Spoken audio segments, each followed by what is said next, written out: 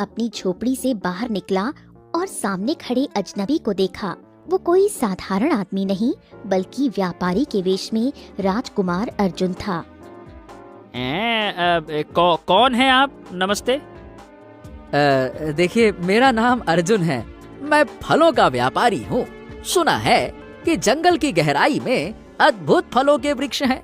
मैं उन्हें लेने के लिए वहाँ जाना चाहता हूँ, पर अकेले जाने में थोड़ा सा मुझे डर लगता है कि आप ही वो व्यक्ति हैं जो कुछ समय पहले जंगल की गहराई में गया था और वहाँ से लौट आया। तो मैंने सोचा कि आपसे वार्तालाप किया जाए।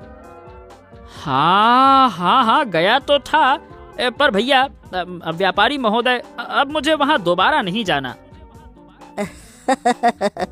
ठीक है। ये बताइए, मुझे बहुत तेज भूख लगी है, तो कुछ भोजन पान वगैरह? हाँ, तो कोई बात नहीं, आप अंदर आइए, कुछ खा लीजिए। अर्जुन झोपड़ी के अंदर चला गया। गौरी! ये कौन है? ये कहते हैं महोदय कि और जंगल की गहराई में जाना चाहते हैं। गौरी ने बिना कुछ कहे भोजन परोस दिया। अर्जुन शांत होकर भोजन करने लगा।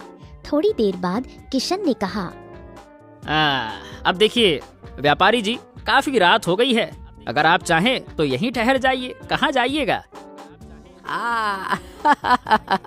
बहुत बहुत धन्यवाद आपका।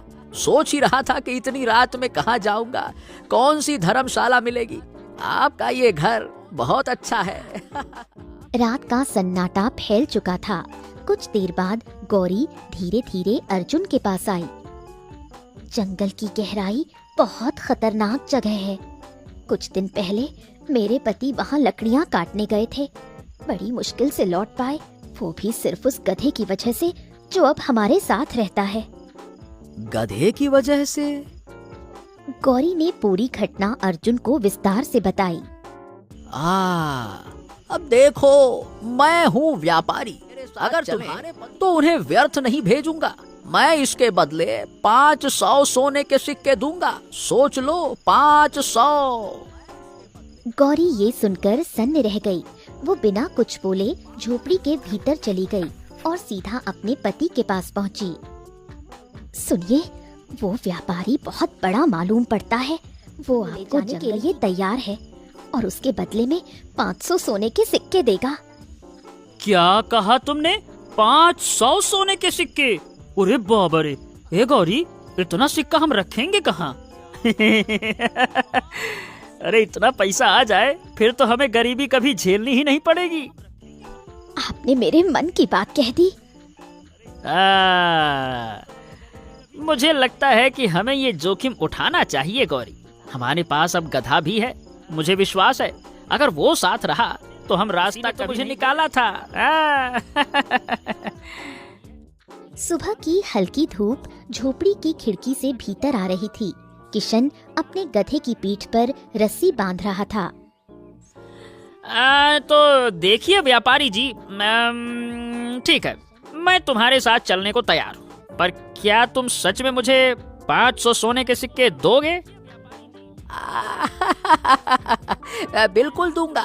ये रहे 500 सोने के सिक्के। अभी आपने अपने मकसद में सफल हुआ तो इतने ही सिक्के और दे दूंगा। 1000 हो जाएंगे कुल मिलाकर। अब ठीक है?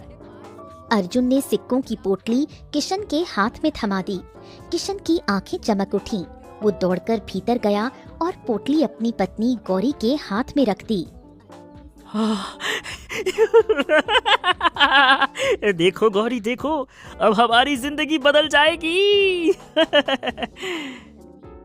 किशन गधे को लेकर झोपड़ी से बाहर निकला। अर्जुन उसके पीछे चल दिया। दोनों जंगल की गहराई की कई घंटों की यात्रा के बाद राजकुमार अर्जुन और किशन उस स्थान पर खड़े थे जहां जंगल इतना घना था कि सूर्य की किरणें भी धरती को नहीं छू पा रही थीं। चारों ओर कोहरा और रहस्यमय सन्नाटा पसरा था। देखिए व्यापारी जी, हम बहुत दूर आ गए हैं, पर अब तक कोई भी फलदार वृक्ष नहीं दिखा। तभी उनके पीछे खड़ा गधा, जो अब तक चुप था, अचानक बोल पड़ा। मैं जानता हूँ तुम यहाँ किस मकसद से आए हो। ये सुनकर अर्जुन और किशन दोनों ठिठक गए। दोनों की आंखें भय और आश्चर्य से फैल गईं।